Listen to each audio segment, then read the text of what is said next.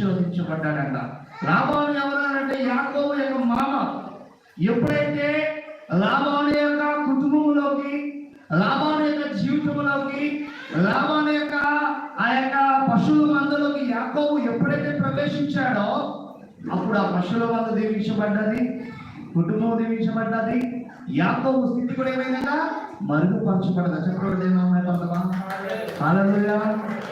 అప్పుడు సహోదరి సహోదరులారా, లాబాను దీవించబడడానికి గల కారణం ఏమిటంటే, లాబాను ఆశీర్వదింపబడడానికి గల కారణం ఏంటంటే, లాబాను కుటుంబంలో ఎవరి వలన లాబాను ఆశీర్వదింపబడలేదు, లాబాను కుటుంబంలో ఎవరి వలన తను దీవించబడలేదు, లాబాను కుటుంబంలో ఎవరి వలన తను ఏమైనా అభివృద్ధి చెందలేదు. ఎవరి వల్ల అభివృద్ధి చెందాడంట? ఎవరన్నా అయ్యా నిన్ను బట్టే నేనేమయ్యానట అన్నాడు, ఆశీర్వదింపబడ్డానని బతిమాలు